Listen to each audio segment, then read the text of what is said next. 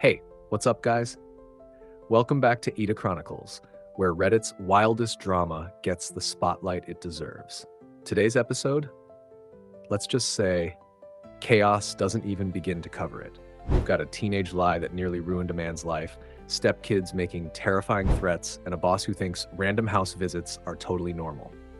Oh, and there's also a guy who just wanted his sandwich back, and somehow ended up the villain.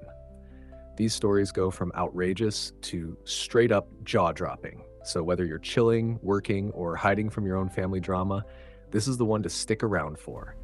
And hey, we're almost at 10K subscribers, so hit that like, tap that bell, and let's get into it.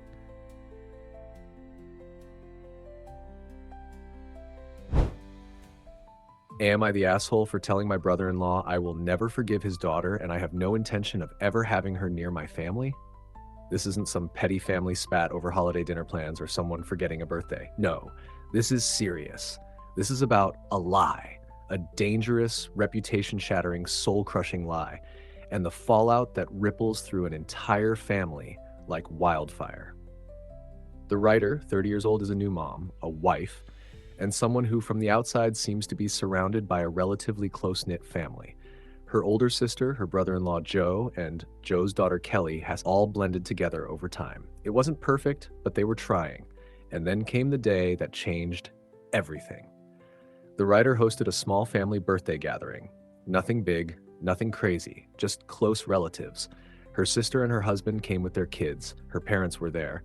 It was meant to be a sweet celebration and a chance for everyone to bond with the writer's 6-month-old baby boy. Everything felt normal, calm, happy. Until days later, Kevin, her 14-year-old nephew, showed up at her door, and what he had to say. It was the kind of thing that stops your heart cold.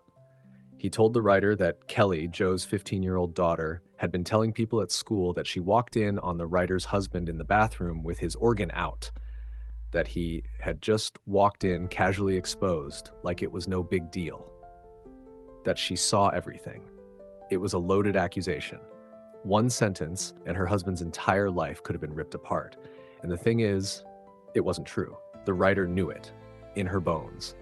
And still, she had the presence of mind to do something most people wouldn't. She gathered the entire family, parents, sister, niece, nephew, husband, and confronted it head on. That's when the truth came out. Kelly, crying, admitted she made it all up. Just a lie.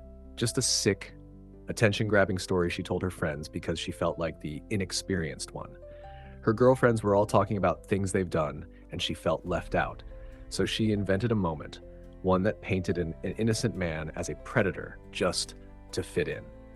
And let's be clear, this wasn't just some harmless teenage gossip. This lie, even whispered once to the wrong adult, could have ended the writer's husband's job, his freedom, his entire existence. All it takes is one teacher reporting it, one parent calling the police, one rumor too far. So yeah, the writer snapped. And honestly, who wouldn't? She didn't hold back. She called Kelly out a disgusting POS, a psychopath, words fueled by fury, fear, and the sudden realization of how close her family came to the edge of a cliff. She told everyone there and then, Kelly will never be near her family again. And true to her word, the consequences came hard and fast. Kevin, her nephew, told the school the truth. Her sister and Joe notified the principal so that the lie wouldn't be mistaken for fact by any authority. Her parents cut Kelly off, refused to host her again, and her sister, terrified for her own son's safety, sent Kelly to live full-time with her biological mom. Because here's the reality that no one wants to say out loud. If Kelly was willing to lie like that about an adult man, how long before she says something about her own stepbrother? This wasn't about being cruel, it was about protection.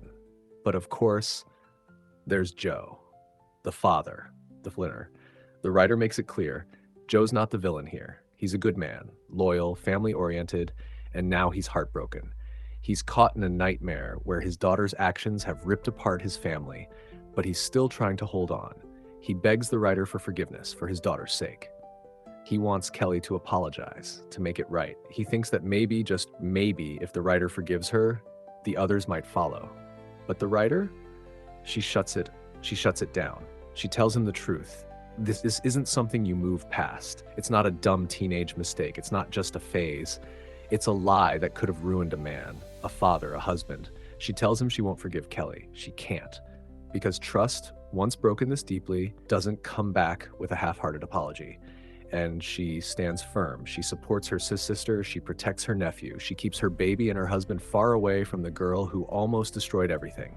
And now she wonders, was she too harsh? Was she the asshole, at least toward Joe? Here's the truth. No, she's not the asshole. She's a mother, a wife, and a protector. And when someone threatens your family, even with just words, you don't take chances. Could Joe be hurting? Absolutely. Is he in a horrible position, watching his daughter be cast out for something he didn't do? No doubt. But the writer didn't punish Joe. She made a boundary, a non-negotiable one, and she made it for the right reasons. Because sometimes one lie is all it takes. So what do you think? Would you have forgiven her? Would you let Kelly near your family again? Or would you do exactly what the writer did? Draw the line, no matter how messy it gets. Drop your thoughts below. This one's not just about blame, it's about consequences, loyalty, and just how far you'd go to protect the people you love. Stick around because these stories, they're as real and raw as it gets.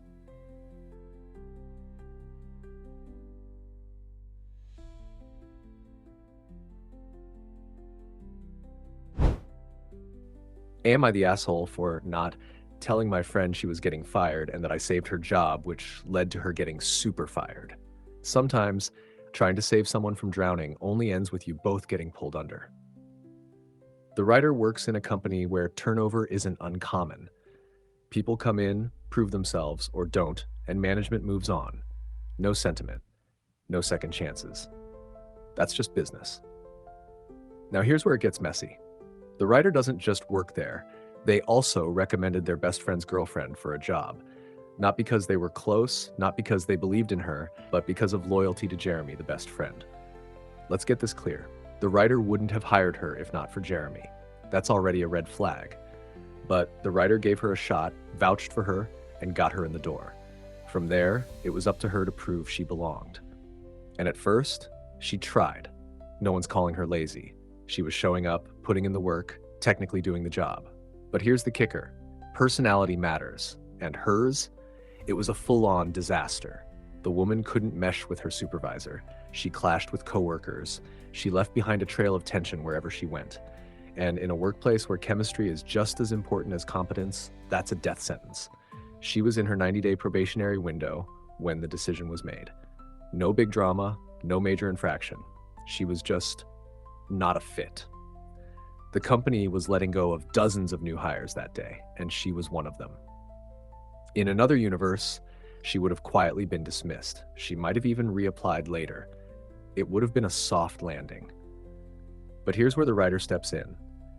Knowing how much she and Jeremy were struggling financially, the writer pulls a move most people wouldn't dare attempt.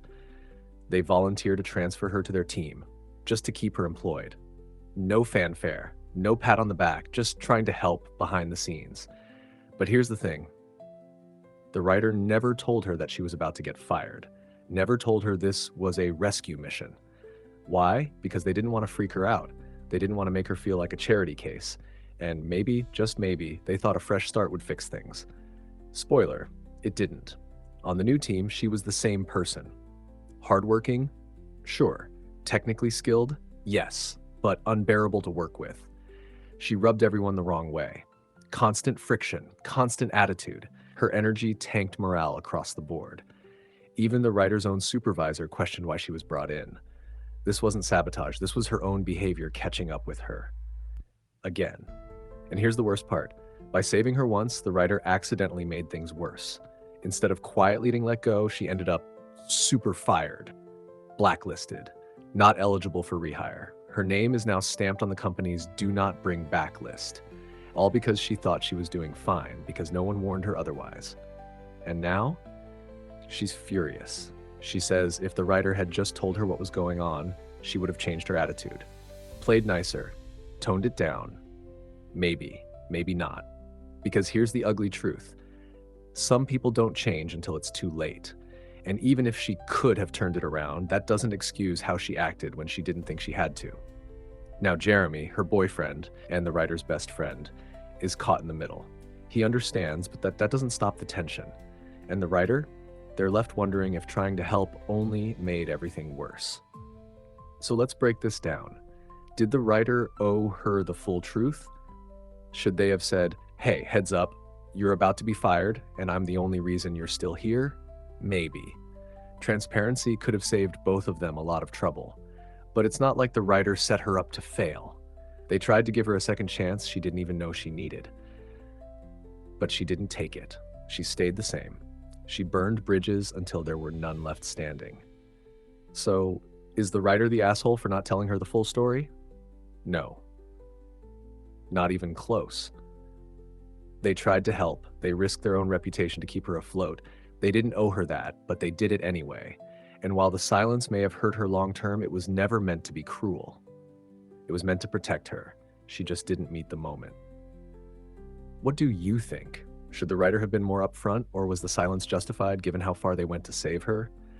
Drop your thoughts in the comments, because this one's not just about work. It's about loyalty, self-sabotage, and how far you go to save someone who's already pulling themselves under. Stick around for more real, dramatic Am I the Asshole stories, only here at AITA Chronicles, where the drama's raw and the truths hit hard.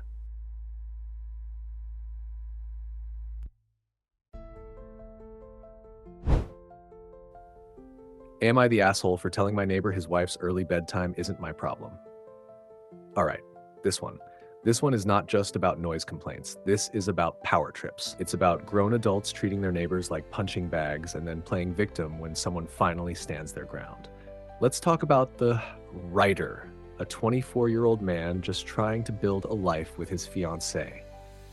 First rental, new chapter, excited for what's to come, including a baby on the way. It's supposed to be one of those golden moments in life, right? New place, new beginnings. But of course, life has a way of tossing in a wild card. And in this case, that wild card came in the form of two people, neighbors in their mid-50s, who apparently believed the entire world should revolve around their personal bedtime schedule. It all started just 3 weeks after moving in. The writer and his fiancée tried to do the right thing.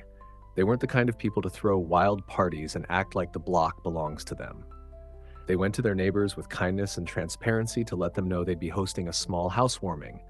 No big crowd, music off by 11, and everything wrapped up before 12:30 a.m. on a Saturday.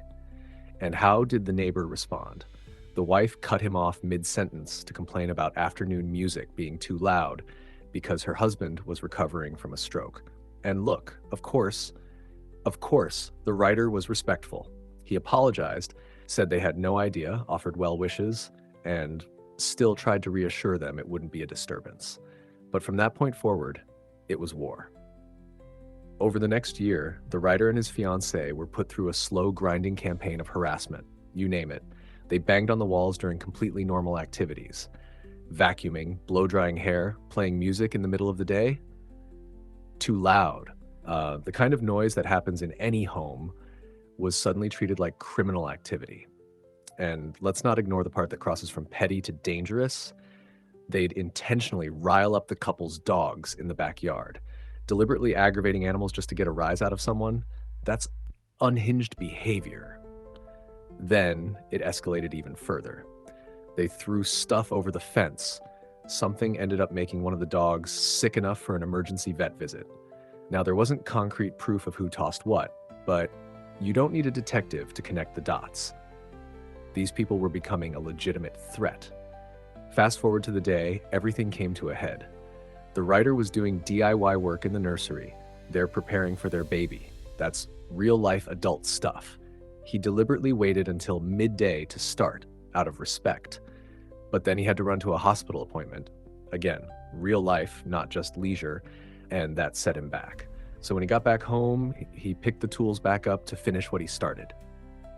We're talking 7:30 to 8 p.m., still bright out, hours away from noise restrictions. Not unreasonable at all. But then, cue the angry neighbor stomping over at 7:55 p.m. This guy comes over with rage in his voice, saying his wife goes to bed at 6 p.m. and the writer is bang out of order. Seriously? 6? That's when most people are just starting dinner or settling into a show. And this man expects everyone around him to pause their entire lives so his wife can sleep at sundown like a Disney princess. The writer, patient as ever, apologized, explained he'd only be 10 more minutes. 10 minutes. But nope, the neighbor doubled down, started getting aggressive, started puffing his chest. That's when the writer, clearly fed up but still calm, said what needed to be said. "I'm sorry, but your wife's early bedtime isn't my problem." And honestly, he's right. She could wear earplugs, close the windows, use white noise, move bedrooms if it's that serious. But instead, they've decided to go full-blown hostile. That's when the neighbor makes a threat. "I'll wake you up at 4 a.m. And the writer, he gives him the most iconic line possible: "Knock yourself out, mate." Cue the rage. The neighbor squares up to him, gets in his face, and says, "You'll regret that. I'm going to make your lives a living hell." Now let's pause. This isn't just about noise anymore. This is about safety. We're talking about a pregnant partner, 2 dogs that have already been targeted, and now a verbal threat with a history of violence. Other neighbors have warned them. This guy's kicked someone's cat before. There's a pattern here. But the writer, he's not playing around. He's not waiting for something to happen. He puts up cameras, files a police report, gets the housing association involved. He's doing everything right, documenting it all, because at the end of the day, he's got a family to protect. His fiancée, his future child, his dogs, his peace. So now we're here asking, is the writer the asshole? Absolutely not. This isn't even a close call. He showed restraint, patience, understanding. He tried to communicate, he followed the rules, he compromised more times than anyone should be expected to. But at some point, you stop bending, you stand up. This man is trying to build a life, and he's being met with petty rage from someone who sees control as a birthright. Just because you're older doesn't mean you're right. And just because someone's sick doesn't give them a free pass to terrorize the people around them. Let's hear it. Y'all, what would you do if you were in the writer's shoes? Ever had a neighbor like this?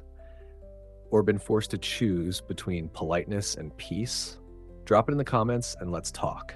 Because when it comes to protecting your home and your family, you don't owe anybody silence.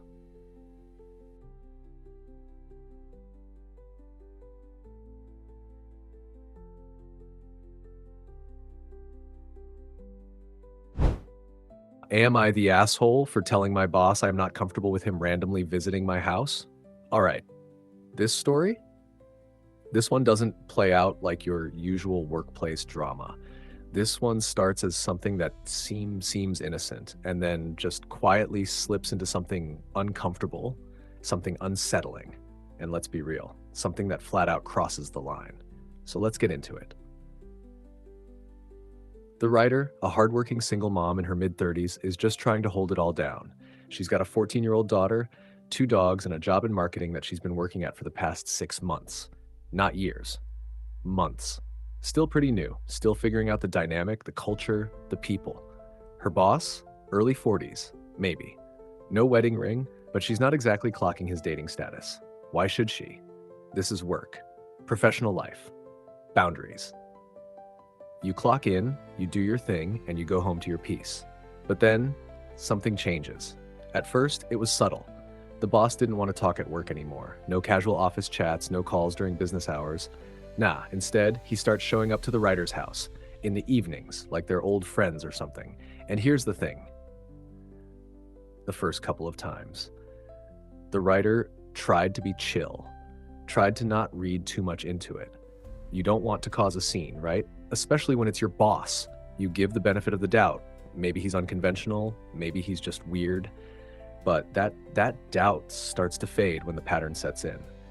He's not doing this with the others. Her coworkers confirmed it. He doesn't swing by their places after hours. He doesn't randomly park outside their homes uninvited. He doesn't call them asking for spontaneous late-night chats. No. This meeting style of his, it's got a very specific target. Her. So one night, the writer looks outside, and guess what? This man's car is parked right at the front of her driveway, just sitting there, watching, waiting. Then he calls and casually asks if she's up for a talk. She says no. To his credit, he drives off. But that doesn't undo what just happened. Let's not forget, she's alone with her daughter.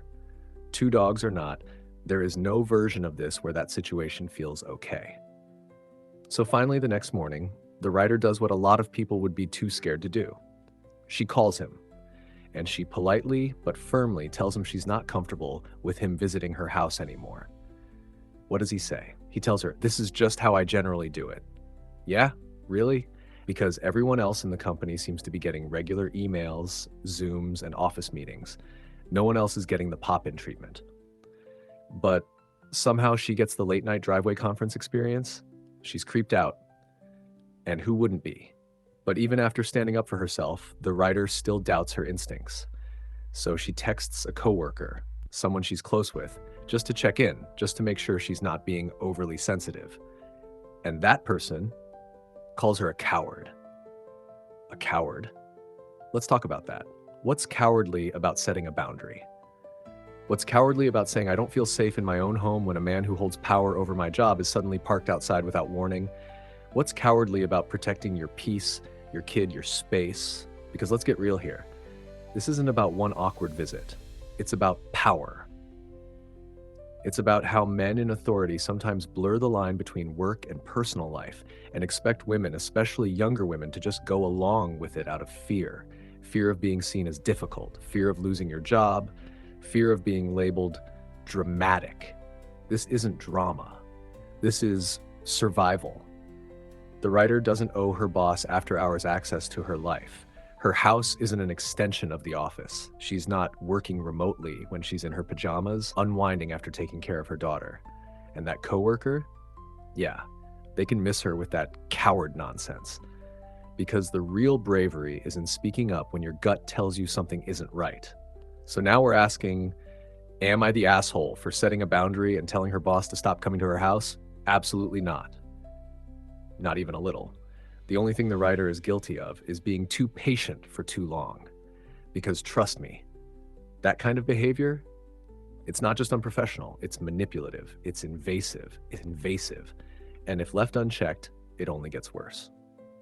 So let's talk about it. Have you ever had a boss cross the line like this? Have you ever had to risk your job just to reclaim your peace?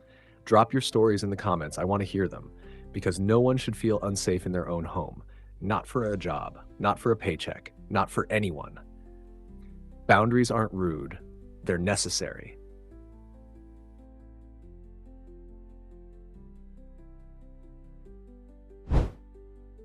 Am I the asshole for reporting threats made by my husband's kids and their mom to CPS and then leaving because I'm pregnant? This one? It's not about drama, it's about survival. This isn't a petty squabble or a misunderstanding. This is real fear, real danger, real consequences. And it all starts with one woman, the writer, trying to build a family in a house already full of hostility. Let's go back. The writer, 30 years old, has been married to her husband, 33, for 2 years. They've been together for nearly 5. The guy has 2 kids from a previous marriage, ages 11 and 13. And let's be clear, she was never the other woman.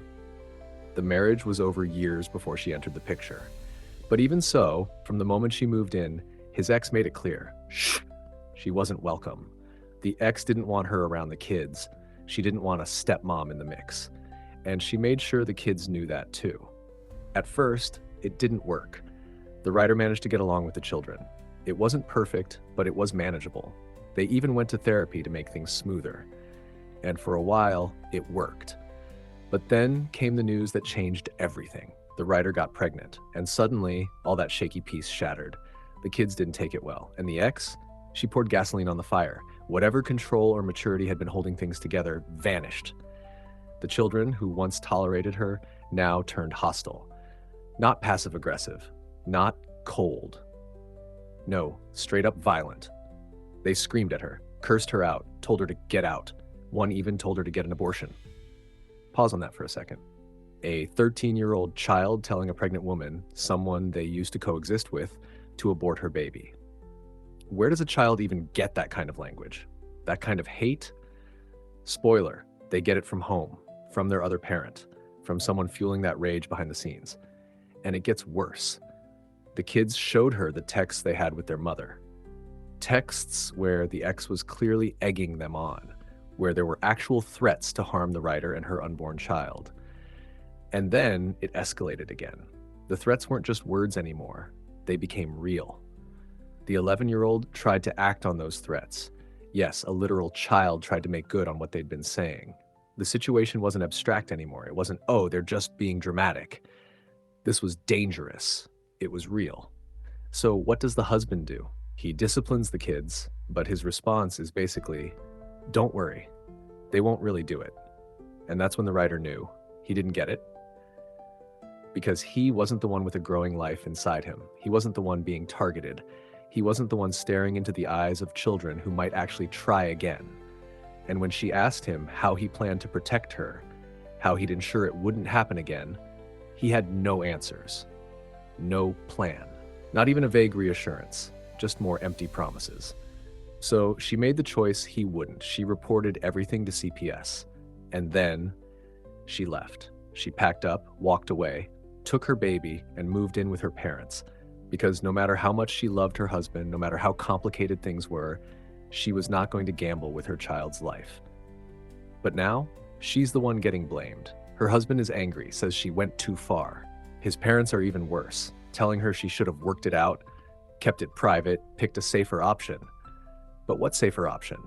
When you're being threatened in your own home, when a child tries to hurt you and their other parent is actively encouraging it, what exactly is safe? What is there to work out? Let's be real. If a stranger sent those kinds of threats, or if some kid at school acted out like that, people would lose their minds. But because it's family, everyone expects the writer to just take it, to suck it up, to co-parent with violence. That's not being a mother, that's being a target. So, is the writer the asshole for going to CPS and getting out? Absolutely not. She is the only one who took this seriously. The only one who understood that threats from children, especially when fueled by a toxic adult, are still real threats. And walking away, that wasn't weakness. That was strength. That was choosing survival over sentiment. That was protecting her child when no one else would. So what do you think? Did the writer make the right call, or should she have given her husband more time to figure it out? Let's talk about it in the comments, because when a house becomes a war zone, silence is the most dangerous weapon of all. Stick around for more intense, real-world Am I the Asshole stories, only on AITA Chronicles, where we don't hold back.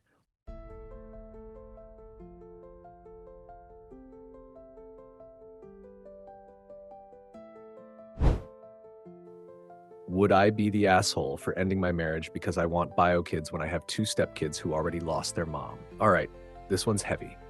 We're not just talking about arguments over chores or clashing parenting styles. This is about grief, hope, and a dream so deeply rooted that it touches the very core of who someone is. It's not petty. It's not shallow. It's not a whim. It's about motherhood. The writer, a 31-year-old woman, didn't walk into her relationship with lies or unrealistic expectations. From the beginning, she made it clear. Having biological children was a non-negotiable, not just a nice to have, not a maybe, a deal breaker. And she didn't spring that on her husband 2 years in. She told him from the start. It was part of the foundation of their relationship. Her husband, a widower with 2 young children, said he understood. He said he was on board, that yes, he was open to more children, that he wanted that future too. So the writer dove into love, into motherhood, into stepmotherhood, and into trying to conceive, naturally at first, then with some medical help. And when that didn't work, the next step was IUI, a process that, according to their doctors, had a high chance of success. That should have been hopeful news. Instead, her husband pumped the brakes. Now suddenly he's saying that the 2 kids they already have should be enough, that spending money on fertility treatment doesn't sit right with him, that they should just stop, accept, move on. But what about the deal breaker? What about the promises made before rings were exchanged? When the writer stands her ground, when she says, no, this hasn't changed, he hits her where it hurts. He accuses her of not loving the children enough, of not being satisfied, of destroying the family if she dares walk away from a promise that he is the one breaking. Let's pause here, because this is where things get twisted. The writer is a stepmom. and she's embraced that. But let's be real, being a stepmom when the biological mom has passed away is a whole different kind of terrain. It's filled with grief, loyalty to a memory, and invisible walls that no amount of love can fully tear down. No matter how loving or devoted the writer is, she will always be stepmom. And that's not an insult, it's a truth. She doesn't want to replace their mom. She's not trying to. But she does want to experience motherhood in her own right, to carry a child, raise a baby that she brought into this world, not instead of, but in addition to the life she already shares with her stepkids. And yet, her husband and his family come down on her like she's some kind of monster. They say she's selfish, that being a real mom means giving up your dream for the sake of someone else's children. They tell her that walking away would mean the kids lose a second mother. But let's not pretend this is black and white, because here's what no one seems to be saying. This woman has been honest, transparent, respectful, and she's still being painted as the villain. She even saved her own money for this.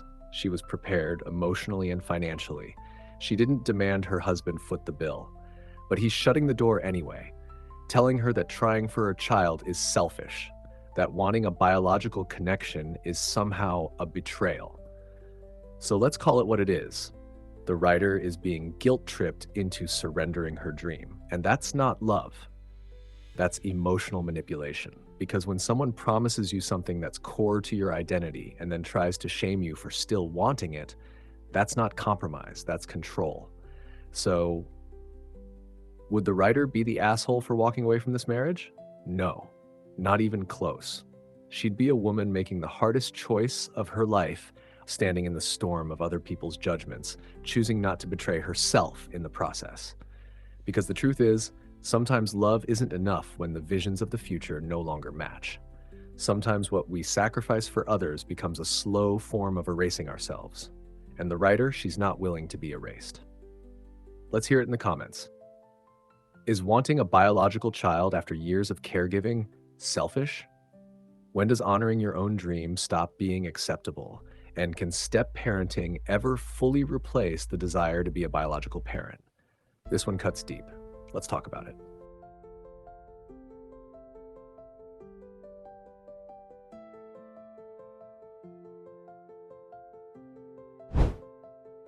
Am I the asshole for pulling away from my parents because they always decide to break bad news on important days for me? Let me tell you right now, this story hurts. It hits a place a lot of us try not to look at too closely.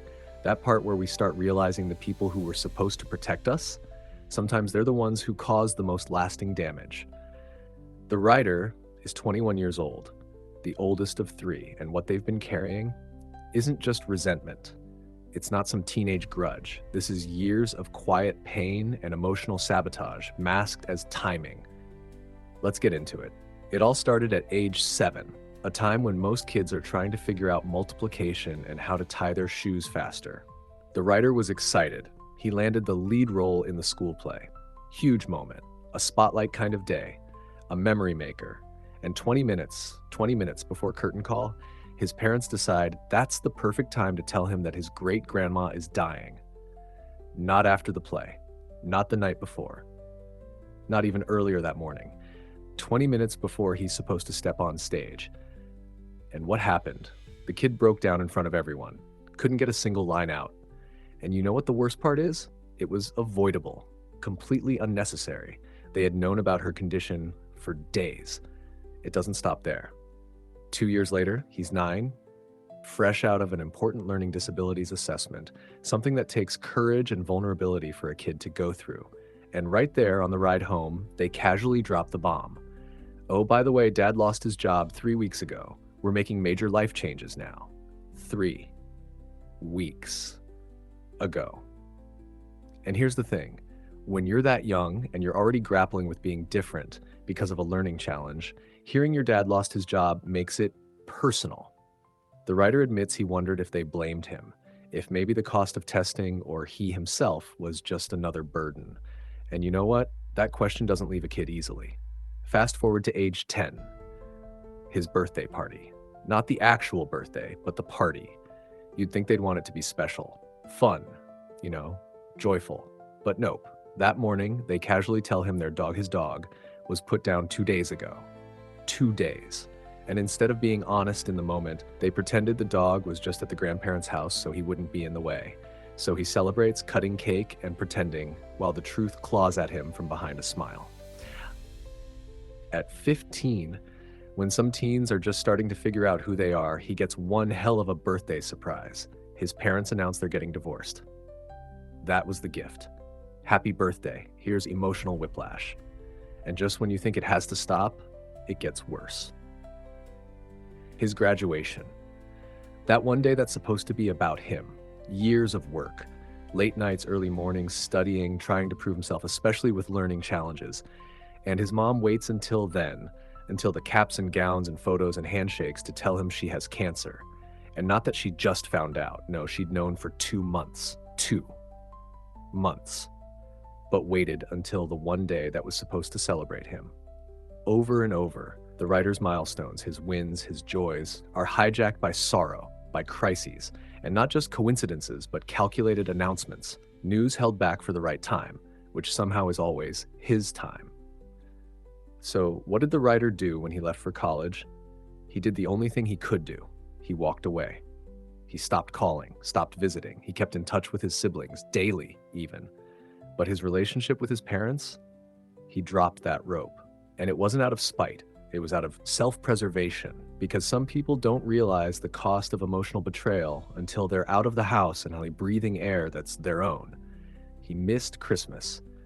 Summer. He found other ways to spend breaks. And when his parents noticed, they didn't confront it until they saw on Instagram that he'd put down roots elsewhere, with roommates, building his own life. Finally, they ask him, why?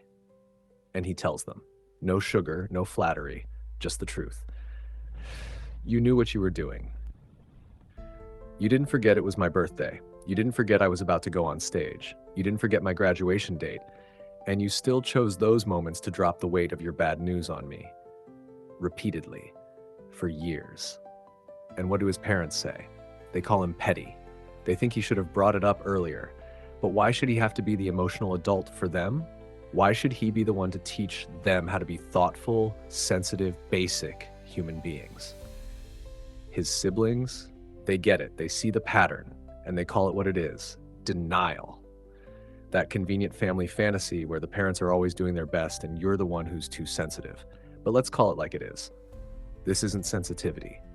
This is a kid who finally realized his milestones are not landing zones for other people's chaos. His joy isn't just a pause button for pain, and he deserves space, safety, respect. So is the writer the asshole? Absolutely not. He's not petty. He's not overreacting. He's not avoiding hard conversations. He's reclaiming his life from people who've treated his happiness like background music to their bad news for years. And honestly, that takes strength. What do you think? Was the writer right to cut ties the way he did? Or is there ever a right time for bad news when the timing always seems so wrong? Drop your thoughts below and don't hold back, because sometimes the most powerful thing you can do is protect your peace.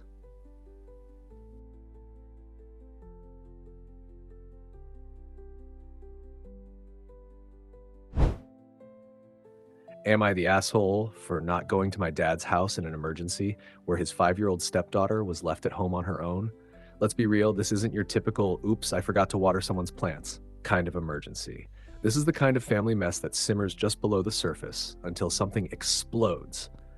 And when it does, the only thing left standing is the cold, hard truth about loyalty, broken trust, and emotional survival. The writer, they're 17. And trust me, this age isn't the sweet in-between people pretend it is. This is the age where you're stuck, old enough to see everything clearly, but not old enough to break free from it. And at the center of it all, a dad who broke the writer's family. Let's not dance around it. He cheated, stepped out on their mom, and tried to build something new with the woman he left her for. That's already a grenade thrown into a kid's world. But what makes it worse? He expects the writer to play happy family with the pieces he shattered. Now let's get into the chaos. The dad's new wife came with 2 daughters, a 14-year-old from her first marriage and a 5-year-old from an affair that ended that marriage. It's a tangled web, one where no one's truly safe. The 14-year-old resents the 5-year-old. The 5-year-old doesn't understand why she's unloved. And the writer, they're just trying to survive the bi-weekly prison sentence of forced visitation. That's right, forced. Despite being nearly 18, the court has ordered a 50-50 split between homes. Even if the writer refuses, even if they're emotionally wrecked by it, their mom could lose custody if they don't show up at dad's house on schedule. So yeah, resentment's boiling. This isn't some moody teenager who doesn't like broccoli. This is a person trapped in a situation they didn't choose, being emotionally held hostage by a man trying to patch holes in a sinking ship with duct tape and guilt trips. Now comes the emergency. The writer finally gets to go back to their real home, mom's house. But chaos strikes. The 14-year-old bails to a friend's house, leaving the 5-year-old completely alone while both parents are at work. Panic erupts. Dad and his wife realize the 5-year-old is unsupervised, completely vulnerable. And who do they call? Not a neighbor, not an emergency contact, not a sitter. They call the writer, the same kid they've emotionally alienated, guilted, and dragged through this mess for years. Dad's on the phone. Go back to the house, please. The 5-year-old needs someone. The writer says, no. And right there, that's the moment this story takes a hard turn. Because the world loves to judge teenagers like they don't have scars, like they're not walking around with wounds from years of dysfunction. But the truth is, the writer wasn't wrong. Let's look at this straight. This isn't their sibling. This isn't their home. This isn't their responsibility. It's not on a 17-year-old to clean up a disaster caused by two adults who failed to check in with their own kids. It's not on the writer to suddenly be the savior for a child they were never asked to bond with. Could it be seen as cold? Sure. But let's not pretend this is just about a missed babysitting shift. This is the culmination of years of resentment, betrayal, emotional manipulation, and being forced to participate in a family that never considered how deeply fractured things really were. And yeah, the writer feels a little bad for the 5-year-old, because underneath all this chaos is a little girl, abandoned by her half-sister, forgotten by two negligent adults, and unknowingly at the center of a war she didn't start. But that's not the writer's burden to carry. Not when they've already been carrying the weight of a broken home, bruised trust, and court orders that treat them like a pawn. Dad blew up the family, then married the fire, and now he's surprised his oldest kid won't play fireman? Come on. The writer didn't ask to be in this situation. They didn't cause it. And they're not obligated to throw themselves into a burning building just to make everyone else feel better about their own mistakes. So, is the writer the asshole? No. They're a kid who drew a boundary. And in a world where too many people expect children, especially teenagers, to be more emotionally mature than the adults who raise them, that boundary is everything. What would you have done? Would you have gone back for the kid, or would you have drawn your own line in the sand? Let's talk about it. Because this one hurts. And it's not just about right or wrong, it's about survival.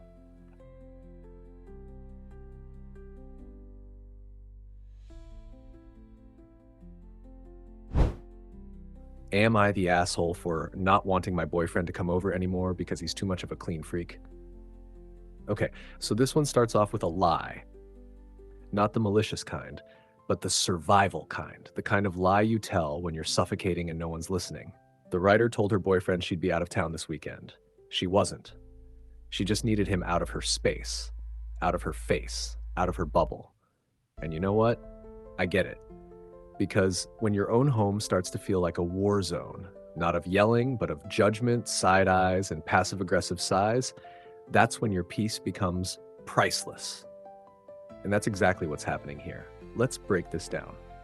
The writer has two cats, adorable, cuddly, fur-shedding little roommates who have been part of her life long before Mr. Clean Freak ever stepped through the door. She's not careless. In fact, she vacuums 2 to 3 times a day. Do you know how exhausting that is? She's practically waging a full-blown war on cat hair daily. But no matter how much effort she puts in, her boyfriend will spot one single hair, and act like a biohazard's been released into the atmosphere. We're talking about someone who wakes her up in the middle of the night over a floating piece of cat fur. Seriously. Like it's a fire alarm going off, like they're in some sterile NASA clean room. No good morning, no how'd you sleep, just there's fur in the air.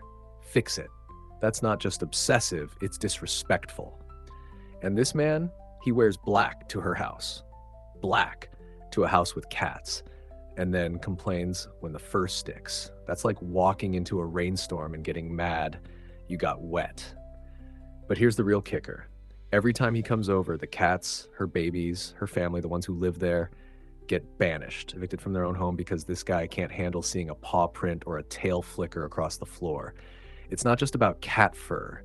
This isn't about lint rollers and vacuums. This is about control, about a guest acting like a king, and a girlfriend slowly shrinking inside her own walls. And when the person you're dating starts making your home feel like a place you can't relax in anymore, that's when things turn dark. So yeah, the writer lied. She told him she was going out of town. She canceled their weekend plans. Not to be cruel, but to breathe. To just sit on the couch with her cats, hair floating in the air, and not be judged for it. And now she's questioning herself. Is she being petty? Is she unreasonable? Is she the bad guy here? Let me make this real clear. Absolutely not. This man may have a clean house, but emotionally, he's leaving mess behind. She's exhausted. She's walking on eggshells in her own space, and all because her boyfriend can't adapt to a home that doesn't revolve around his compulsions. Let's be real. Relationships are about compromise, not colonization. You can't march into someone's life and treat their pets, their routines, and their comfort like it's all optional, like it's all something to be cleaned up or shut out. So here's the bottom line. Is the writer the asshole for wanting space, for reclaiming her sanctuary, for needing a damn break? No. Nope. Not even close. What she's asking for is simple. Respect for her home, for her pets, for her peace. And if someone can't bring that into the relationship without turning every weekend into a forced deep cleaning anxiety spiral, then maybe it's not a relationship worth preserving. So if you ever had someone turn your safe space into a source of stress, if you've ever had to lie just to get one day of peace, if you've ever been judged in your own home for just living, you're not alone and you're not the problem. Let me know your thoughts in the comments. Would you have snapped earlier or tried to compromise more? What's the line between cleanliness and controlling behavior? Let's talk about it, because peace of mind, that's not negotiable.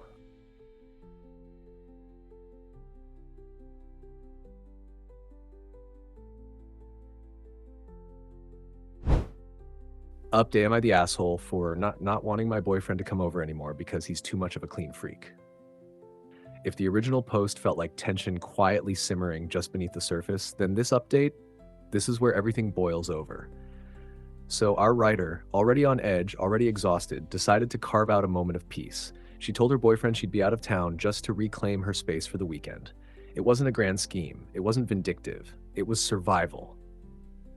A white lie whispered in desperation. Just a quiet plea for one weekend, one, without judgment, complaints, or fur patrol. But peace? That didn't last long because he showed up anyway. Uninvited, unannounced, unbelievable. The writer was curled up in her PJs, finally enjoying a calm afternoon. Her cats by her side, the house finally feeling like home again. And then bam, the knock at the door. It wasn't just unexpected, it was invasive. And sure enough, the minute he stepped inside, the complaints started. All the fur. How disgusting. Nothing had changed, not even a breath of grace. But then, it went from obnoxious to unforgivable. Her oldest cat, the sweet one, just being affectionate, hops on the couch like he always does. But instead of reacting like a decent human being, this man shoves the cat off the couch. Let that sink in, not a gentle nudge, not standing up and stepping away. He shoved her pet, her family, onto the floor. That cat didn't just lose balance. He hit the floor and bolted under the bed. Shocked, scared, heart pounding. And that was it. That was the breaking point. The writer snapped. She didn't hesitate. She kicked him out and told him they were done for good. And when he tried to say it was an accident, she didn't flinch, because there's no coming back from laying hands on her cat. Respect isn't optional, especially not in her own home. And here's where the story flips. She didn't just walk away, she found something deeper. Relief. Real, physical, emotional relief. The kind you feel in your chest, in your muscles, in your soul when a weight is finally lifted. No more whispering in her own space, no more tiptoeing around fur, no more flinching at every sigh or dramatic eye roll. The house is hers again. And her cats, back to lounging in the sun, free and unbothered, exactly how they should be. Let's be honest, this wasn't just about fur. This wasn't just about cats. It was about control, about a man who made her feel like a guest in her own home, about a woman who kept quiet for too long, hoping the guy she cared about would eventually adjust, understand, ease up. But he didn't. He invaded, he judged, and he crossed a line. So, is the writer the asshole for lying about a weekend trip just to get space? Was she wrong for drawing a line when her cat was hurt? Absolutely not. This was self-defense. Emotional, mental, spiritual self-defense. And honestly, she gave him far more chances than he ever deserved. So here's to the writer, who finally reclaimed her peace, who chose her cats, her sanity, and her space over someone who refused to respect any of it. And to anyone listening who's ever felt like they had to shrink themselves, rearrange their life, or exile their pets for the sake of keeping the peace, you are not the problem. Sometimes you've got to shut the door and mean it. Sometimes peace is louder than love, and sometimes the cleanest break is the messiest one you've been avoiding. Let me know what you think in the comments. Have you ever had to kick someone out of your life for crossing a line like this? Do you think this breakup should have happened even sooner? Sound off. Let's talk. Because respect in a relationship, it should never come with conditions.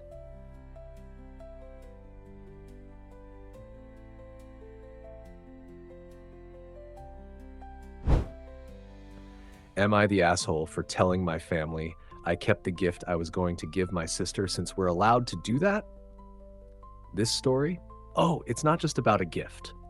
This is about years of emotional gymnastics, lopsided parenting, and a kid who's finally had enough. This is not your average sibling squabble.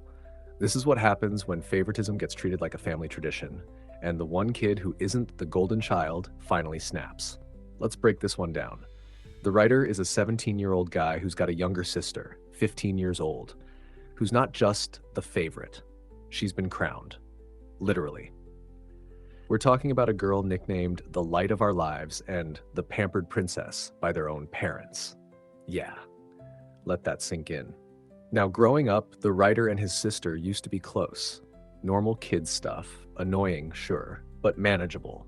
That is, until she turned 8 and decided birthdays and holidays were now her personal shopping spree, even if the gifts weren't meant for her. It all started with her claiming gifts she bought for the writer. But wait, it was his gift, bought by the parents, and she kept it. And that didn't just happen once. Oh no, this little habit became her thing. Birthday parties? She'd snatch back gifts she gave her friends. Sleepovers? She'd spend the group's snack money on just herself. Kids started blacklisting her from parties and even banning her from their homes. And did the parents stop her? Nope. They defended her like it was some kind of sport. The writer? He tried to talk to her. He told her the truth. She was being selfish. She cried. He got punished. Classic golden child manipulation. And anytime he tried to bring it up to the adults in charge, the parents gaslit him into silence, telling him he was insecure and misinterpreting things. Meanwhile, their daughter was running around claiming 4 of his Christmas presents without blinking. So this year, the writer decided he was done playing nice. He gets a part-time job, starts earning his own money. And his parents? They now expect him to buy everyone gifts, including the sister who steals them. He planned to get her a game he knew she'd like, but you know what? He decided to keep it. Not out of spite, not even out of malice, but out of principle. Because apparently that's the family rule, right? You're allowed to just keep the gifts you meant to give someone. So on her birthday, instead of wrapping it up and smiling through the resentment, the writer tells them all straight up, yeah, I kept it, since that's allowed. Boom. And that's when everything exploded. The sister starts crying. Again. The parents go full meltdown mode. They call him a bully. They say he's targeting her. And this part's just wild. They say it's incomprehensible for a boy to bully a girl, and the fact it's his sister makes it worse. But where was that energy when she was claiming his gifts, when she was spending group money on herself? when she was literally ending friendships by snatching presents back? Oh, right, she was just excited. She's younger, she didn't know better, she's their princess. The writer, grounded, but not defeated. He hides the game, protects it like it's sacred, even hides his money to keep his parents from buying her a copy behind his back. And when she finally slinks into his room asking if he hates her, he doesn't sugarcoat a damn thing. He tells her straight, "Leave me alone." That's it. No more babysitting her feelings, no more pretending, no more enabling. Just brutal honesty, served cold.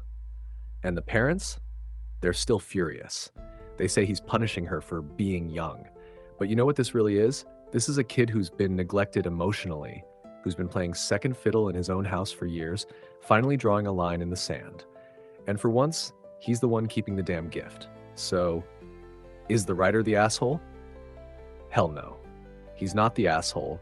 He's the only one in that house making any sense. If anything, he's the only person who's treating that girl like she's capable of learning something. The parents, they failed them both. The sister gets no consequences. The writer gets gaslit into silence. And now at 17, he's doing what the adults won't, setting a boundary. Let's be honest, this family is a one-way street, and all the traffic flows to the princess. So to the writer, you're not the problem. You're the result of one. And to anyone out there dealing with family favoritism and golden child dynamics, you're not crazy for feeling hurt. You're not overreacting. You're just tired of being the one who's always expected to sacrifice for someone who's never held accountable. Sometimes keeping the gift is more than petty revenge. Sometimes it's the only piece you get. What do you think? Was the writer justified, or was there a better way to handle it? Let me know in the comments, and don't hold back, because sometimes the real family drama isn't about gifts. It's about finally choosing yourself.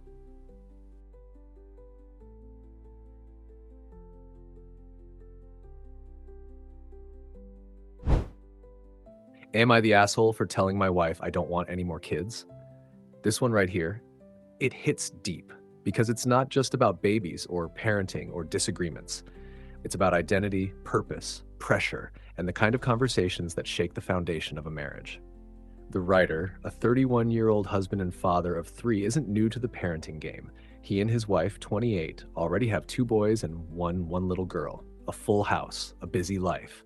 Sports, schedules, tantrums, late nights, early mornings, you know the drill. Parenting isn't just a title, it's a grind.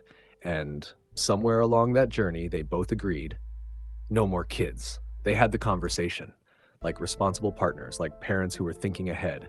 No more bottles, no more diapers, no more sleepless nights. They had enough love for their 3, and that was supposed to be the end of the chapter. But then, TikTok happened.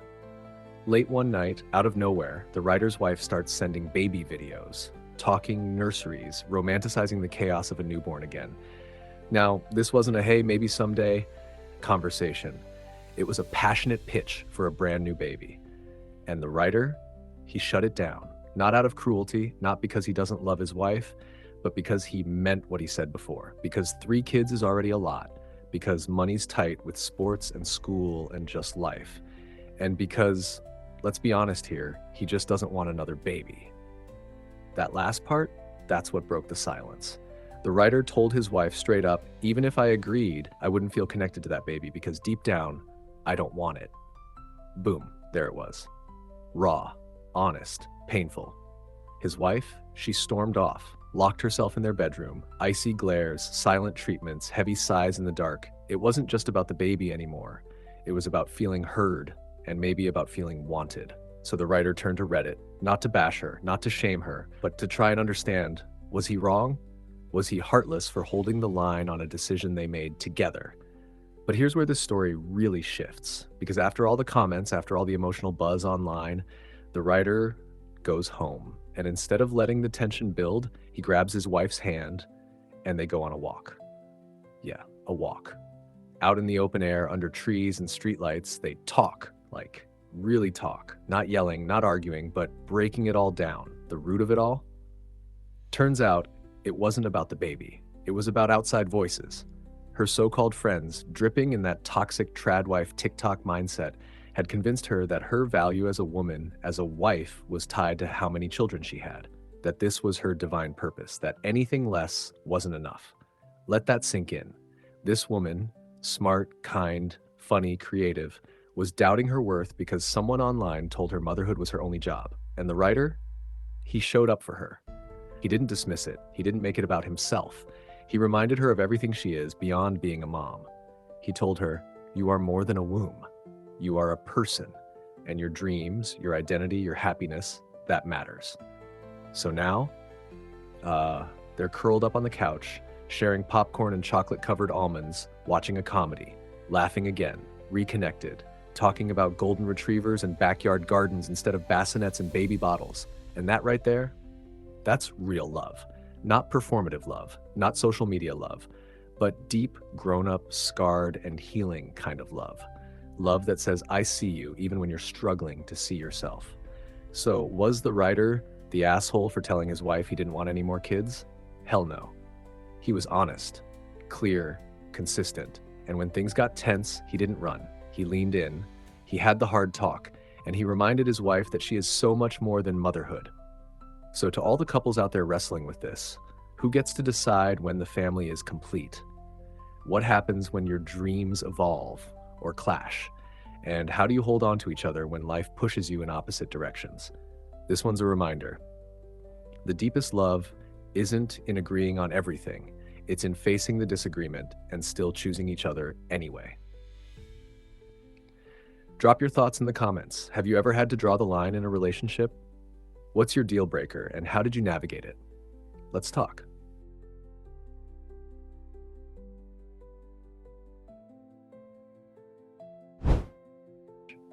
AITA, if I break up with my boyfriend for ruining my attorney swearing in moment. This story isn't just about a ruined Zoom call, it's about a moment, one that should have felt like the sunrise after a long, hellish storm. But instead, it got stomped on in real time by someone who should have been your biggest supporter. So let's start from the top. The writer, 35 years old, female, didn't just go through law school, she survived it. Law school alone is brutal. It's pressure, it's long nights, it's sacrifices, but imagine layering on a cancer diagnosis right before you take the bar. Not a mild scare, not a maybe we caught it early. No, aggressive breast cancer. Let's pause on that. You just walked across the stage in May, cap still warm from graduation, and then bam, life grabs you by the throat. Chemo, surgery, radiation. While your classmates are prepping flashcards and memorizing case law, you're sitting in infusion rooms and bracing for biopsies. She postponed the bar exam to February, thinking she'd be past treatment by then. She wasn't.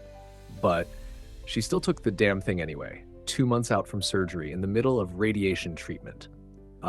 No energy, no recovery time, still showing up because that's what real resilience looks like. And let's not pretend she breezed through. She didn't. She had to retake the bar. That stings. But when you're clawing your way back from the edge of life itself, passing at all is miraculous. And she did it. She freaking did it. Fast forward to now. The writer finally gets the notification. Her swearing in is happening. This is it. This is the finish line. All the nights crying in silence. The physical pain, the loss, the fear, the delays, the doubt, all of it was about to pay off. And life, being the cruel circus it is, throws another punch. Her dad has a heart attack and suffers 5 mini strokes. Her mom, stage 4 gastric cancer. Yeah, just let that settle in. She's literally surrounded by sickness, grief hospitals, and still trying to grab hold of one thing that's hers. Because of everything happening, she can't do the oath in person. So she goes to her parents' house to be near them and opts for the Zoom ceremony. Her boyfriend, who's 1.5 hours away, doesn't make the trip. Okay, maybe that part's complicated logistically, but they agree he'll FaceTime her during the ceremony. Simple, supportive, reasonable. So the ceremony begins. The judge is speaking. The atmosphere is heavy with significance. This is the moment that turns law school grad into licensed attorney. Her boyfriend is on FaceTime watching. She's focused. It's about to be her turn, and then he walks into a damn store. Not a dead zone, not an emergency, a store. The call drops, signal lost, and just 3 seconds later, it's her turn. It's happening. The moment after everything, and he's gone. But wait, It gets worse. He starts calling back again and again and again. Not once, not twice, but 6 times. And every single call triggers a notification on her laptop, because of course it does. It's Zoom. And now, instead of focusing on repeating her oath, the moment she fought life and death to reach is being shredded by constant pop-up rings and screen flashes. The judge notices. The writer's distracted. Her moment is tainted, visibly, audibly, emotionally. And this isn't just about a tech glitch. This is about the one person who was supposed to get it. The one person who knew how hard this journey had been, who agreed to support her in the exact way she asked. And not only did he drop the ball, he kicked it into traffic and kept calling while she was clearly ignoring him. At what point do you stop and think, wait, she's not answering, maybe I'm interrupting something important? Like, how do you not connect the dots after 2, 3, 4 missed calls? It's not just about being clueless. It feels willful. Maybe not malicious, but disrespectful. Tone deaf at best. And after everything she's endured, not just the academic struggle, not just the cancer, not just the family illness, this is how her triumph gets remembered. And let's not forget, the writer had even put her phone on Do Not Disturb. But technology failed her. Her boyfriend, he failed her harder. Now she's sitting there wondering if she's overreacting for wanting to end the relationship over this. But let's call it what it is. This wasn't just one bad moment. This was her moment. And he didn't just miss it, he ruined it. Not out of accident, but out of sheer inconsideration. So, is the writer the asshole for wanting to break up with him? No. 1,000 times no. This isn't about being dramatic. It's about respect, support, presence. And if your partner can't show up, really show up for you during one of the most defining, hard-earned moments of your life, then what are they even doing in your life? Because love isn't just saying, I'm proud of you. It's showing it. It's being there. It's stepping up, especially when you know the other person has been through hell just to get to the finish line. So what do you think? Was the writer right to draw the line here? Can you come back from something like this, or is it a deal breaker? Drop your thoughts in the comments and don't hold back. Because sometimes the biggest red flag isn't in what someone says, but in where they are when it really counts. Stick around for more unfiltered Am I the Asshole stories right here on AITA Chronicles.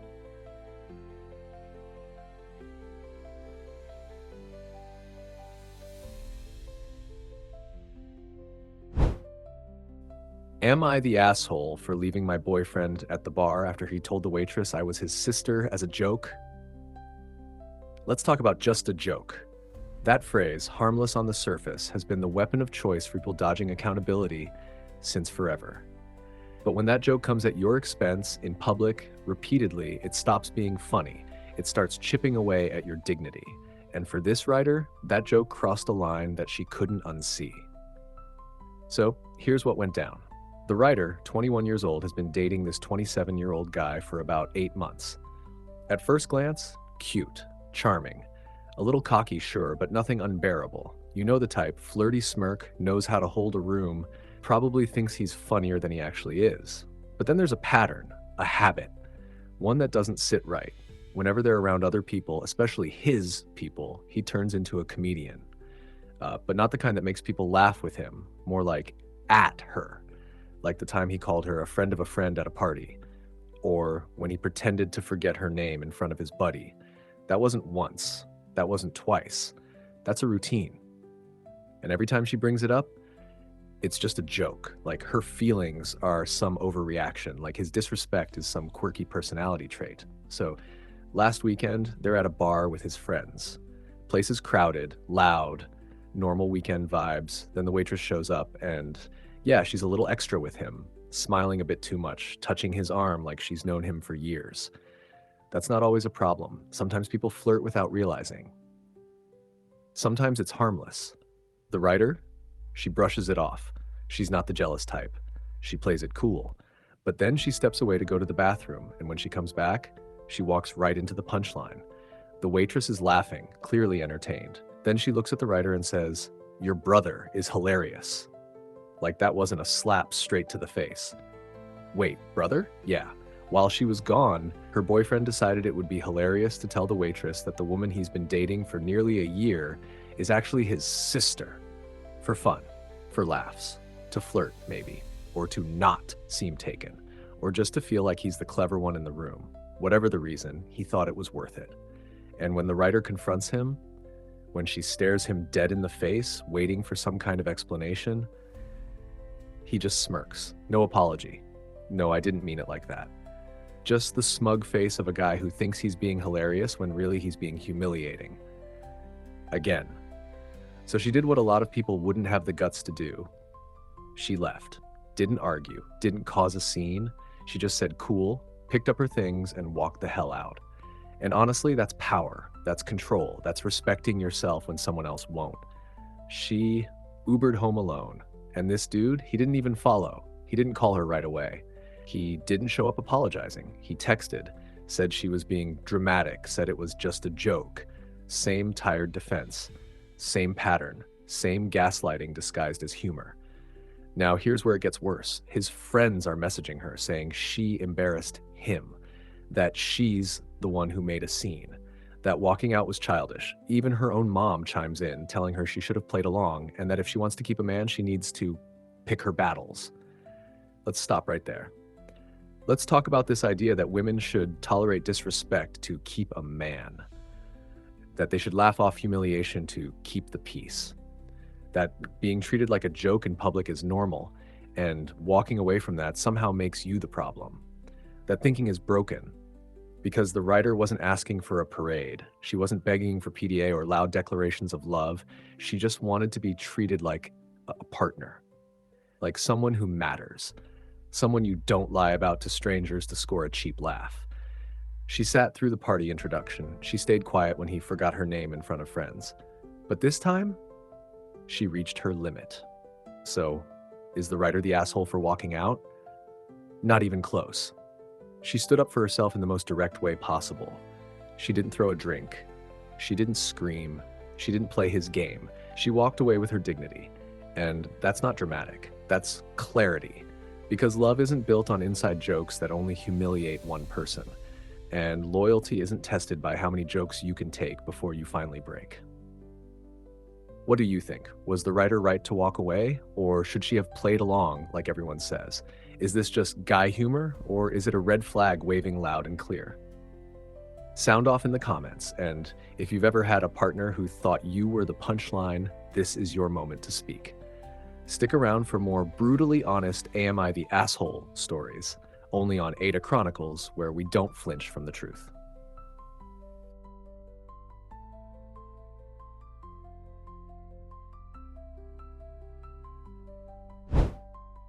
Casher, am I the asshole for my daughter's unhealthy packed lunch? All right, let's set the scene. You're a parent, not just any parent, but the kind of parent who's been through it, who's watched your child cry in pain as a baby, and who's fought tooth and nail just to get her to eat something, anything, without her tiny body rejecting it. We're talking years of managing stomach issues, picky eating, trial and error. Every bite of food feels like a small victory. Every clean lunchbox, even half-eaten, feels like progress. And then you walk into a school interview already stressed, probably tired. Because, let's be honest, parenting doesn't stop for a moment, and instead of being met with understanding, with compassion, you get judged. Let's rewind for a second. The writer packs her 7-year-old daughter's lunch every day with care. A yogurt, a sandwich, a packet of chips, a cheese stick, and yes, fruit. That is, when the fruit doesn't come home bruised, soggy, and untouched, because this little girl, like many kids, isn't eating it. And what's the point of wasting food and money when it's just going in the trash? And let's not forget, this child isn't just a picky eater. She has a history of digestive issues that go all the way back to before she even started eating solids. Literal medical problems. We're talking real pain, vomiting, screaming, a body that rejected food from the start. So what does the writer do? She adapts. She learns what her child can handle. Dry chips? If that's what keeps her stomach from twisting in knots, then dry chips it is. Yogurt and cheese? Great. A sandwich? That's a whole win. But then out of nowhere, the teacher swoops in like the food police. Not just quietly, not with discretion, but in front of the writer's daughter, telling her she better see more fruit in that lunchbox tomorrow and less packaged food. As if this little girl is walking into school with a bag of candy and soda every day. And it gets worse. The writer shares that she and her daughter have a little morning ritual. After dropping off the younger siblings, they go to the corner store and pick out a little treat together. A simple moment, a connection, a tiny slice of joy in a chaotic parenting life. And even that was criticized. The message wasn't just, we want to encourage healthy eating. No, the message was, you're a bad mom. But here's what people forget, especially the so-called well-meaning ones. Behind every lunchbox is a story. Behind every choice is a battle. And behind every child who eats half a sandwich and leaves the apple untouched is a mom or dad who is trying hard. Now let's get real. Could the writer have packed some carrot sticks? Maybe. But should she be shamed for not doing so when her kid literally won't touch them? Absolutely not. Could she offer fruit alternatives? Sure. But when your child associates food with pain, when your child has a long history of discomfort, you're not just feeding her, you're managing trauma. And for a teacher to insert herself into that with zero context and put that pressure directly on a 7-year-old, that's not helpful. That's not nurturing. That's irresponsible. So is the writer the asshole? Absolutely, positively not. She's a mother doing what mothers do best, surviving, adapting, and doing her damn best with what she's got. If anything, she's earned more credit than she's being given, because parenting is already full of guilt trips. And the last thing any of us need is someone judging what we put in a lunchbox without understanding what that lunchbox represents. Behind every chip, a memory of a baby crying through the night in pain. Behind every skipped apple slice, a dozen wasted ones before. Behind that one cookie after school, a little moment of joy between a mom and her daughter who've already been through enough. So what do you think? Was the teacher out of line? Should schools take a gentler, more individualized approach when it comes to children's diets? And where do we draw the line between healthy advice and just plain parent shaming? Let's talk about it below, because this one isn't just about lunch. It's about parenting in the real world when nothing is simple and everything is done out of love.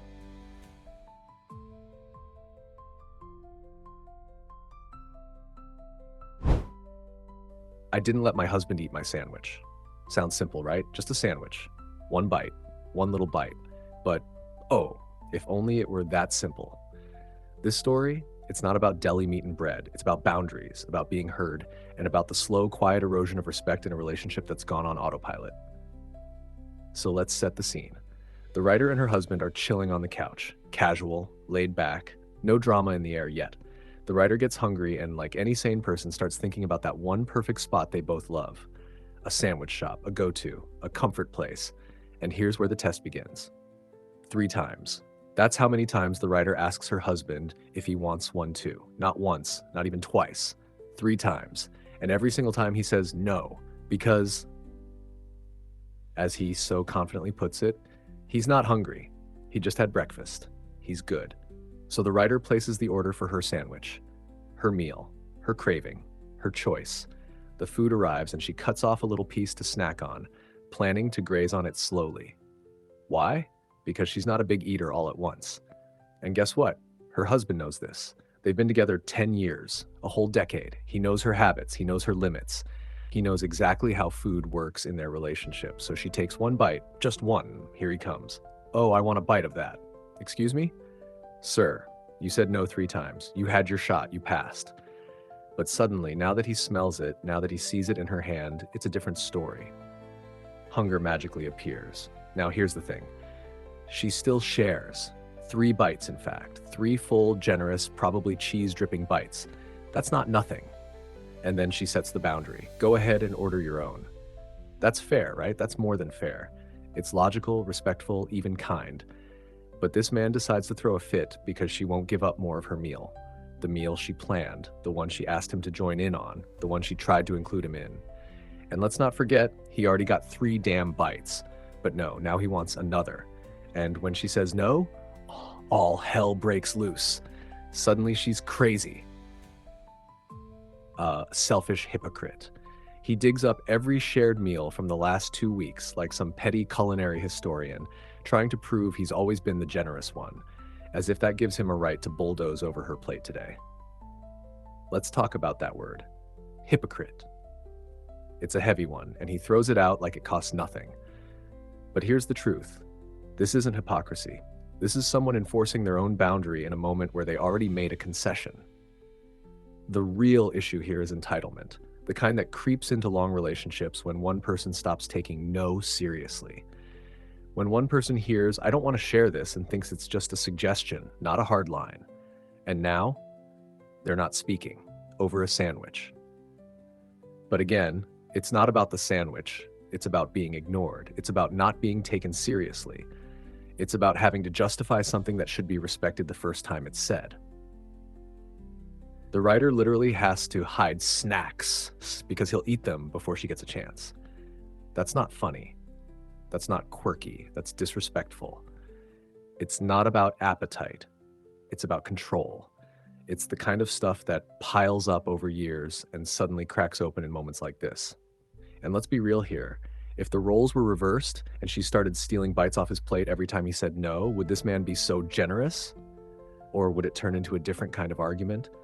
So now she's left sitting in silence, wondering if she's the bad guy for saying no, for protecting her own damn sandwich after already giving a third of it away.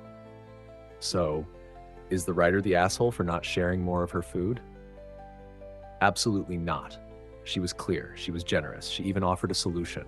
And instead of respecting that, her husband threw a tantrum and turned it into a silent war. This isn't a sandwich problem, it's a respect problem.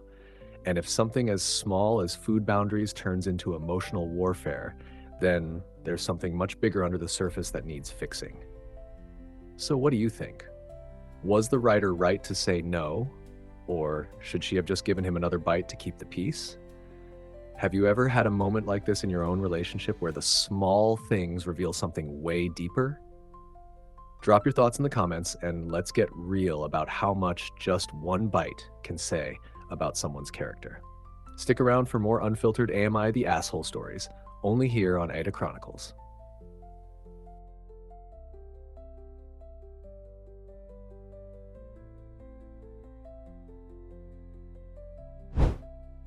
Am I the asshole for calling off my birthday weekend trip because I don't want my stepsister there?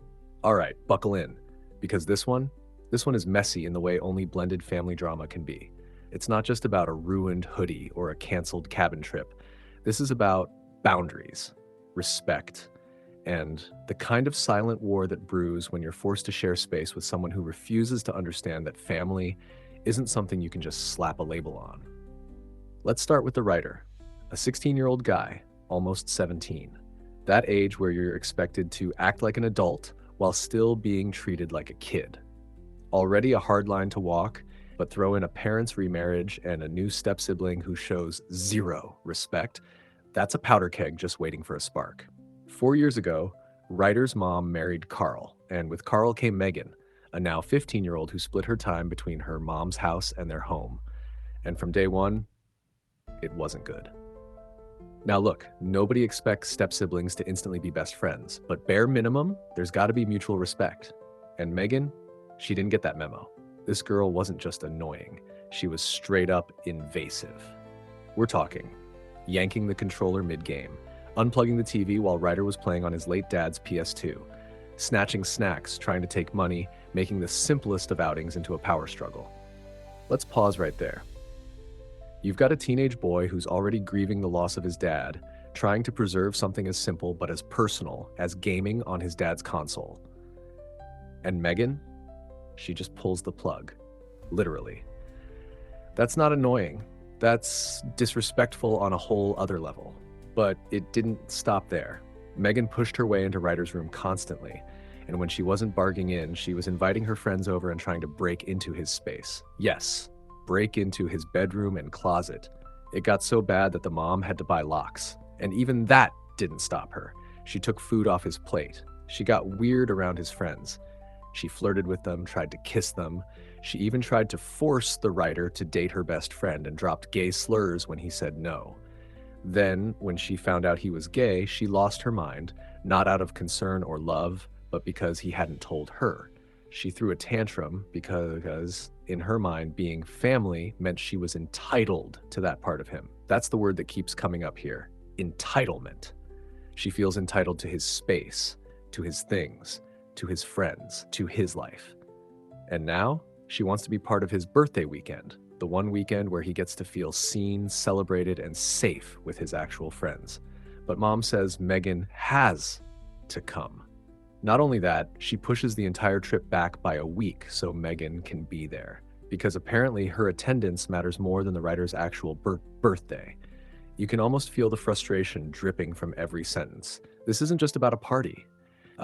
This is about years of boundaries being bulldozed, of being told to just deal with it, of being called dramatic when the reality is you've been chronically unheard. So, writer pulls the plug, he cancels the whole thing, tells his friends the trip's off, and decides to make other plans. And mom? She calls it a temper tantrum. But let's be real, this wasn't a tantrum. This was the writer finally choosing peace over politeness. Finally choosing himself after being forced to play Big Brother to a girl who's spent 4 years stomping on his space and his identity. And you know what? It's about time. So is the writer the asshole? Absolutely, positively, no. He didn't lash out, he didn't start a war, he simply said, if she's coming, I'm not doing it. That's not cruelty, that's survival. That's someone finally drawing a line after years of being told their boundaries don't matter. Sometimes, the kindest thing you can do for yourself is say, what do you think? Was canceling the whole thing justified? Or should the writer have just suffered through one more weekend of chaos for the sake of family? Drop your thoughts in the comments because this one's got layers and we need to unpack every single one.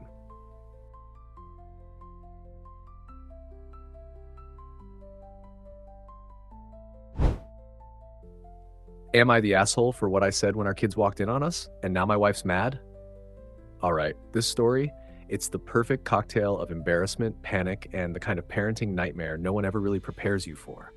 The writer, just a regular parent trying to survive married life and raise twin 6-year-old boys, was having a moment. A real grown-up, intimate, no kids in sight moment with his wife. And let's just say things were getting involved. But suddenly, bam, door open.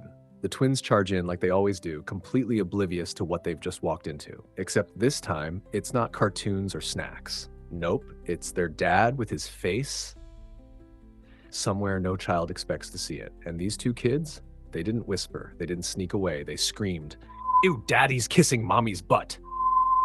Instant, full volume, kid-style panic. And the writer, his brain short circuits. What do you even say to that? How do you salvage that situation with your dignity intact? You don't. Not really. But in that split second of full-blown shock, the writer blurts out the first thing his panicked dad brain could grasp. No, I'm checking for bugs on mommy's butt. Yeah, you read that right. Bugs on mommy's butt. And the kids? They bought it. Sort of. At least enough to leave the room without more screaming. But of course, because kids are tiny chaos agents, they didn't forget it. Oh no, they remembered it too well.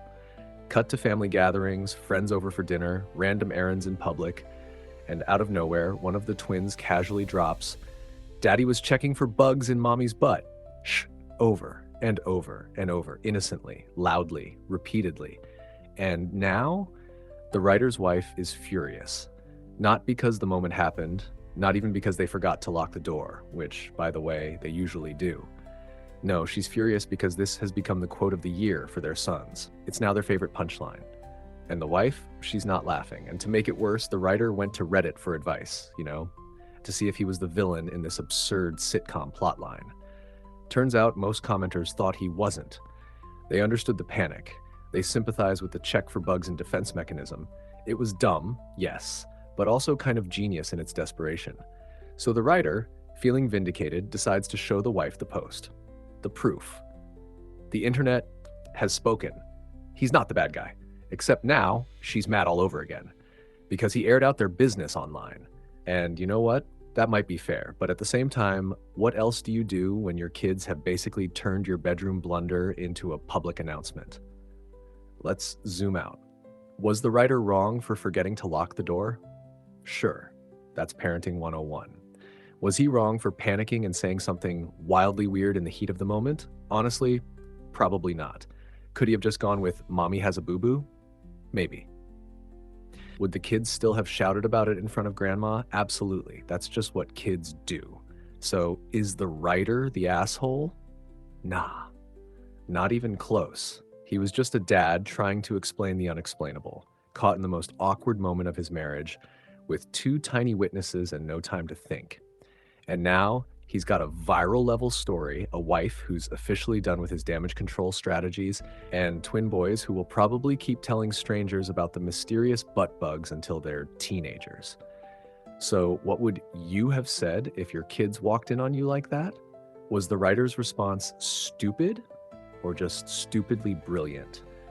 Let's talk about it in the comments. Because let's be honest, this is one of those the asshole stories that could only happen in real life.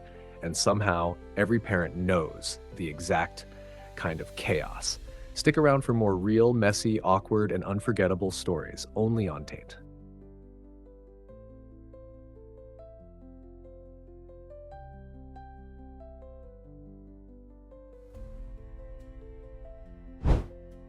AITA for saying my special birthday dinners aren't special for me and I don't want them anymore.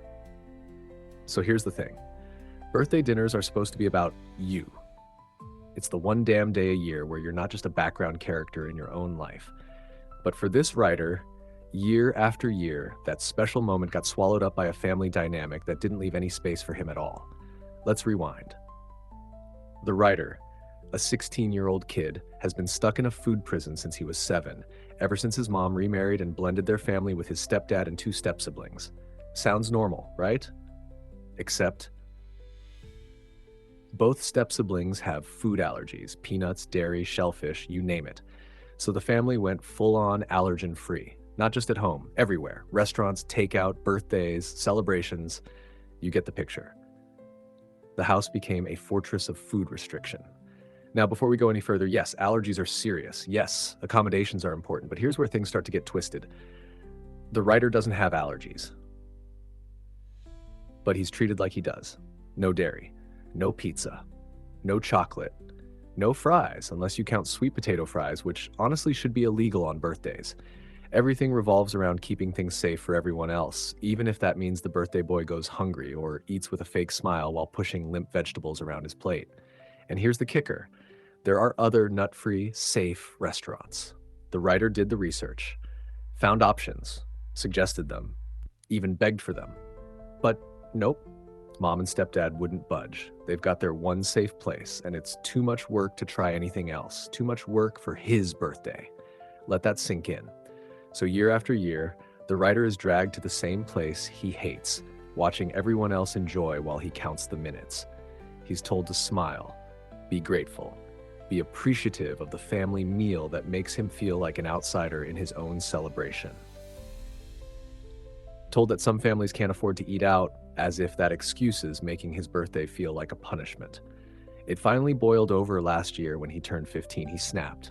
He snapped, and who wouldn't? He told his mom the truth. He hated the food, the place, the routine. That it wasn't special for him, and why should he be punished for his step-siblings' allergies?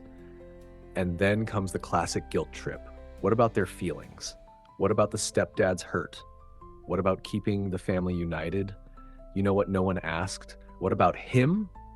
This year, the writer made a bold move. He said no. No more fake birthday dinners. No more sitting through celebrations that feel like funerals. He told them all straight, I don't want it anymore. Not the meal, not the performance, not the guilt. He didn't even want to acknowledge his birthday under those conditions. And you know what? His extended family respected that. No one showed. Not out of spite, but because they finally understood how deeply unhappy he was. But now, the parents are angry. They say he's being this way. His mom's playing the step-family card as if that somehow explains it all. But honestly, this would be messed up even if it weren't a blended family. Let's be brutally honest here. Who wants to eat food they hate on their birthday just to make everyone else feel comfortable? Imagine blowing out candles over a meal that makes your stomach turn, all while people guilt you for not smiling wide enough. This isn't just about food, it's about being seen. It's about finally drawing a line and saying, my comfort matters too. So, is the writer the asshole? Absolutely not. This isn't a tantrum. It's not entitlement. It's a teenager asking for just one day, a few hours even, where he gets to be the priority. And the fact that he's being painted as the villain for speaking up, that says more about the family dynamics than it does about him. And if you've ever had to sit quietly while your own needs got pushed aside for the greater good, this one probably hit home. Let us know what you think. Was the writer right to finally put his foot down? Or was there a better way to reclaim his birthday? Drop your take in the comments. And don't forget, sometimes speaking up feels uncomfortable, but it's the first step toward being heard. Stay tuned for more AITA chaos right here at AITA Chronicles.